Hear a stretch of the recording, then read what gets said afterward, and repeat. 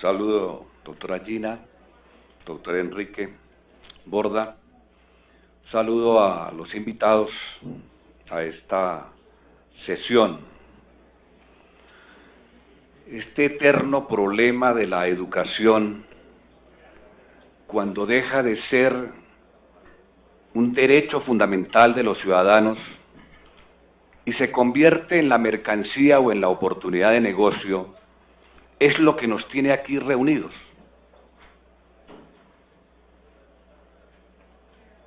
Un Estado tiene que procurarle a sus ciudadanos una oferta pública de calidad en la educación de todos los niveles. Es una obligación del Estado ofertar lo público, y se deja como opción la educación privada, para que las familias que a bien lo tengan envíen sus hijos a esa educación privada. Pero es una obligación del Estado ofertar una educación pública de calidad. Cuando uno observa el desarrollo de la educación superior en Colombia, encuentra una enorme laxitud en la regulación, vigilancia e inspección que ordena la Constitución Política de Colombia al Estado, al presidente de la República, a los ministerios, al ministro o ministra o Ministerio de Educación. Y entonces se encuentra la laxitud completa. Yo no quiero con esto decir que soy enemigo de la educación privada de calidad y manejada con cierto grado de ética, porque aquí hay universidades, no las voy a mencionar para no hacer publicidad, pero hay universidades que el país las reconoce como universidades privadas de calidad. Pero también hay otras universidades que pueda que el término sea y suene un poco ofensivo, pero son universidades que realmente no se corresponden con las exigencias de calidad que requieren nuestros jóvenes en Colombia. La pregunta es, ¿y el Estado en dónde estuvo en todos estos últimos años en materia de la vigilancia, inspección y regulación de un tema tan importante como lo que pasó en la Universidad de San Martín? ¿Dónde estaba el Ministerio del Trabajo? Desde el año 1998 tomó una decisión la Fundación Universitaria de San Martín, que cuando uno mira su composición, pues ese es un negocio de una familia, que se enmascara en la fundación sin ánimo de lucro y en realidad tienen ánimo de lucro. Y cogieron los recursos y los invirtieron en negocios, pero además se sintieron tan prepotentes que violaron claros derechos de los trabajadores al no pagar lo correspondiente a pensiones, a seguridad social. Y si se hiciera un cálculo del pasivo que está debiendo la fundación a sus trabajadores, seguramente sobrepasan los 300.000 millones de pesos. ¿Y el Estado dónde estaba? ¿Dónde está la vigilancia del Ministerio del Trabajo?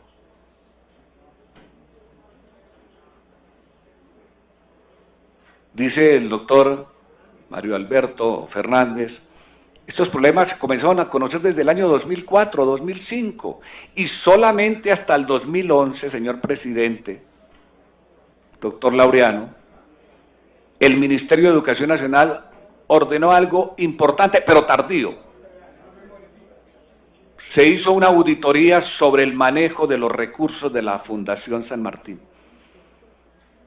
Y la ministra de Educación envió ese informe a la Fiscalía y envió el informe a la DIAN. ¿Y qué pasó con el Estado? ¿Qué pasó con la Fiscalía y con la DIAN en los últimos 3 años? Hasta hace unas horas se acordaron que tenían que ir a hacer alguna inspección. Es decir, este es un estado paquidérmico cuando se trata de vigilar algo tan importante como la educación. Parecido a lo que sucede en la salud, señor presidente. Se llevan el dinero y nadie responde. Salucao se llevó un resto de plata y después el ministro de Salud dijo que no había existido desvío alguno. Y aquí estamos frente a un caso también bien complicado. Mire cómo interviene el Estado cuando hay dificultades en la educación, señora ministra. Si es una institución pública, la intervención del Estado es convertirla en privada o cambiar la administración pública de la institución por una administración privada.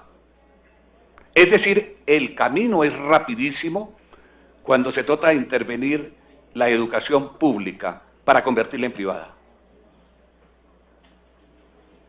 Aquí hay que revertir esa tendencia. Por ahí la Corte Constitucional dice que cuando hay un interés público general, ese prima sobre el particular. Que se le ofrece un negocio a un particular para que por ahí pase, por ese lote pase una vía, y se le compra el pedazo de tierra para que pase la vía, o se le indemniza. Y entonces aquí, ¿por qué el Estado, frente a una fundación o a un grupo de familia que hizo de la educación con ánimo de lucro su negocio, ¿por qué el Estado no mira las posibilidades de invertir aquello de que lo público se vuelve privado? ¿Por qué no miramos que lo privado se convierte en público también? Tenemos muchos casos de colegios, instituciones que fueron privadas y terminaron siendo públicas, bien administradas. Ese es un camino también que hay que mirarlo. Hay que mirar ese asunto. Hay que revisar, porque parece que la propiedad privada, para el usufructo privado, egoísta y mezquino, se convierte en un credo, en una religión que no se puede tocar. Ahí está el resultado, señora ministra, de cuando se es laxo y cuando la educación se considera negocio, mercancía, lucro. Ahí está, pues, el resultado de esto. Pero yo quiero llamar la atención en otro sentido. Además, es el problema, yo escucho por ahí decir que se necesita acabar, derribar la autonomía universitaria, porque la autonomía universitaria es la causante de la desgracia de la educación superior estilo San Martín. Eso no es verdad. Eso no es verdad.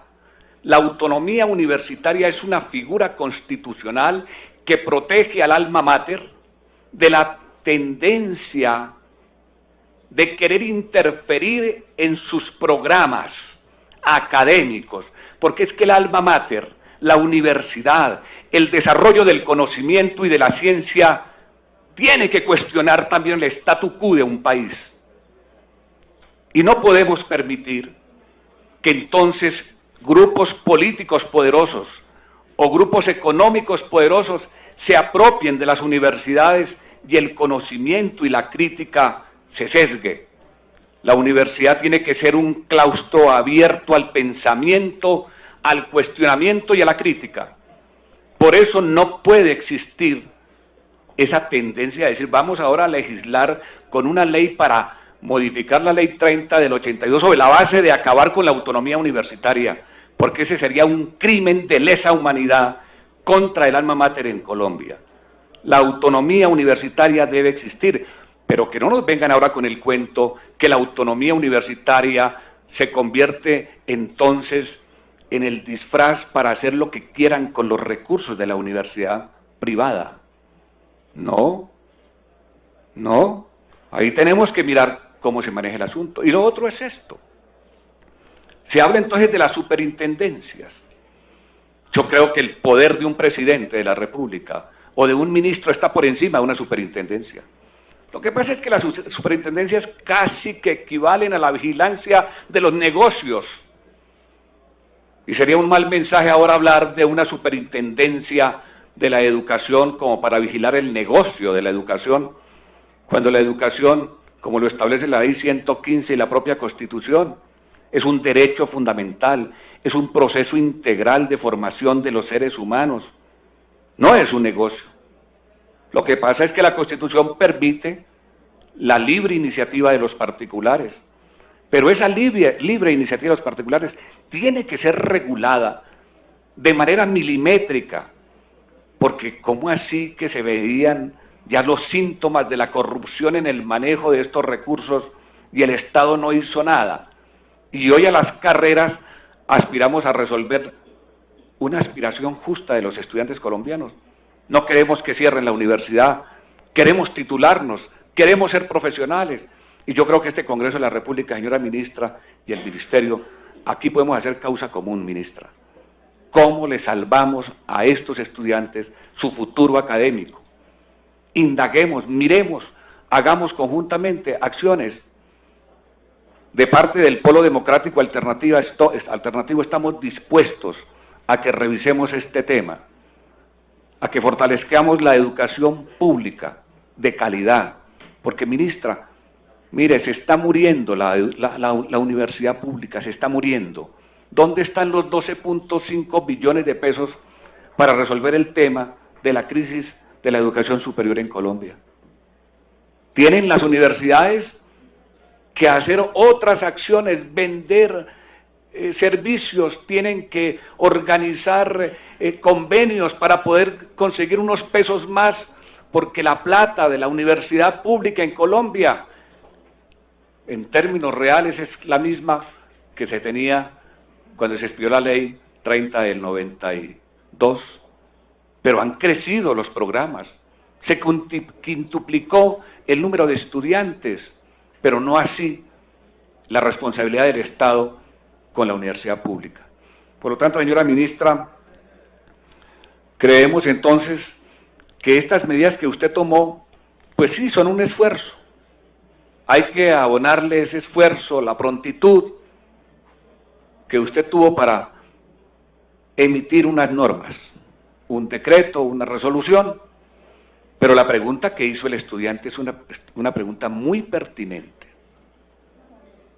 Entonces se ordena a la administración, a la fundación, abrir una fiducia en el ICETEX o en otra entidad, pero resulta, ministra, usted sabe que todas esas propiedades, todos esos dineros, los han triangulado, se los entregaron a Colpatria, y Colpatria se los devolvió con un comodato precario, con esa figura, para poder utilizar hasta los pupitres, los escritorios, en fin.